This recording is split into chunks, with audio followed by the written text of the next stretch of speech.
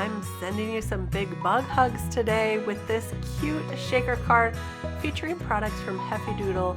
And I am going to be using this stamp set, which has the same name, Big Bug Hugs. I'm going to use quite a few of these images. I also have the coordinating dies for this, which is really nice when you want to cut out your images so easily. And then I've got some of this beautiful unicorn shaker mix. I'm going to also use this warm hugs die, but I cut out just the hugs for that. And I've had this panel sitting on my desk for a little while. I didn't want to throw it out. I had cut out a couple of squares using those hearts for a previous card I made, but I cut them out so close to the edge, and I'm going to show you how to fix that so that we can turn this into a shaker card.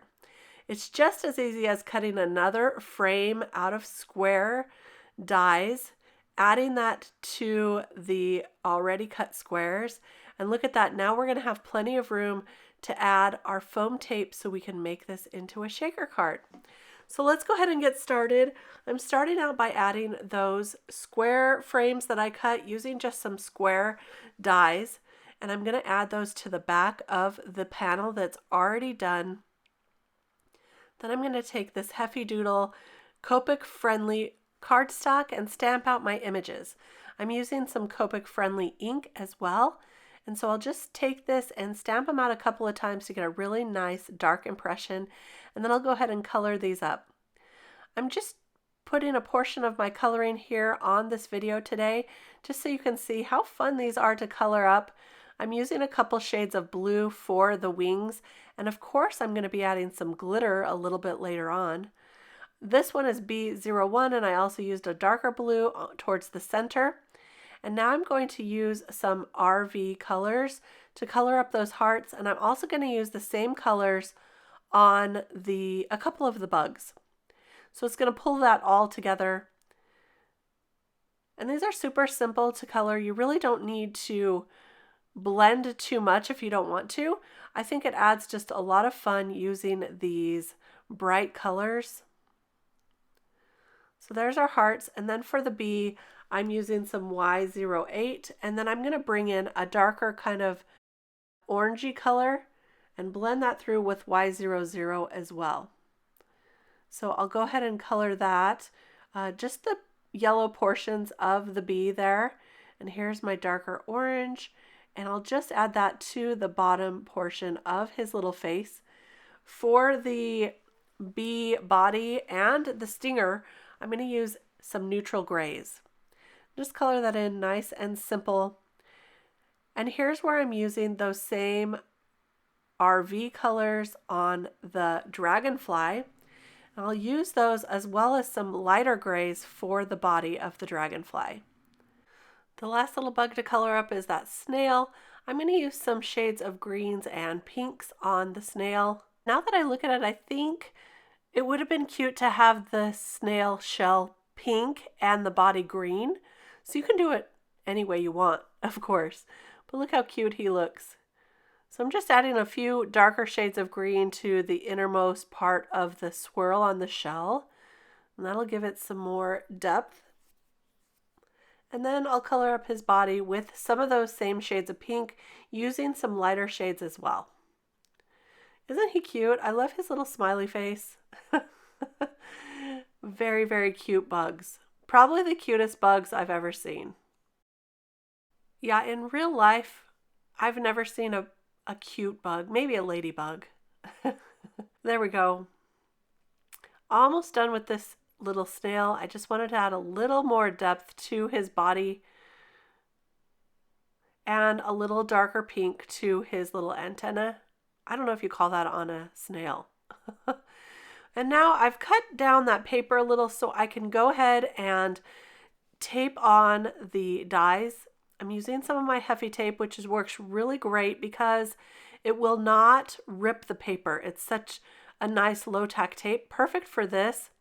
So I'm just using little pieces to add those die cuts, and then I'll run it through my little Heffy Doodle cutting machine here. This is so great because I don't have to get up from my desk and die cut these. I can just do this all right here, and it works perfectly. So there we go. There are all our bugs ready to go and ready to build our shaker card. I love it. I love having coordinating dies. It's so much quicker than fussy cutting. Okay, so to put this together, now I need to just decide where those squares are going to be on my card panel. So I've got a top folding card base here, and you probably can't even see that on the video, but I've outlined with a pencil where the squares are going to fall on my card base. And that's going to help me just to know where to put the shaker bits. And then I use that little trail to stamp on a trail for the bee up there. And before I put this together, I'm going to ink on a little bit of Twisted Citron down towards the bottom of each of those squares. I've turned the paper, so I don't know if you can see the pencil lines there, but that's how I know exactly where to ink on that green. And then I'm going to add a little bit of a darker green as well, just to give it more depth. See, look how cute that little snail is going to look on here. So I've just added some darker green, not inking up my green brush, just using whatever was on there. And look at that. That's going to add the great depth that I'm looking for.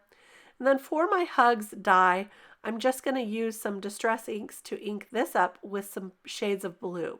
So I've got some speckled egg here I'm starting out with. Then I'm going to go in with some Mermaid Lagoon, and I'll add even a darker blue towards the bottom, because you're going to see I like to have kind of a gradient on this. See, it needs a little bit darker of a shade there. So I'm going to bring out here some Blueprint Sketch and add that to the bottom, and that's going to just make our Hugs sentiment pop right off the background. And I will layer that up as well with some additional die cut Hugs words. Now before I add my acetate, I want to dust it off using one of these dryer sheets. That's going to help cut down on the static electricity between that and the shaker pieces.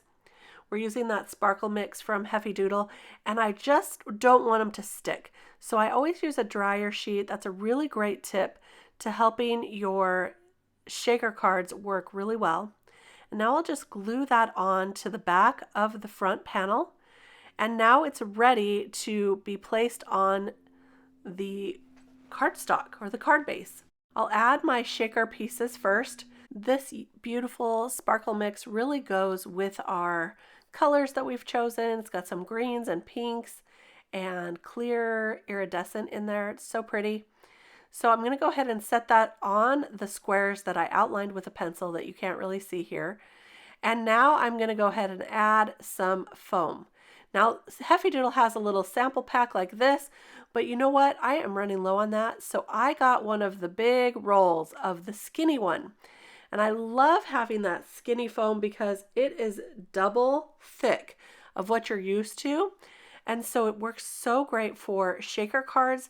You don't have to double up your foam. It's already done for you.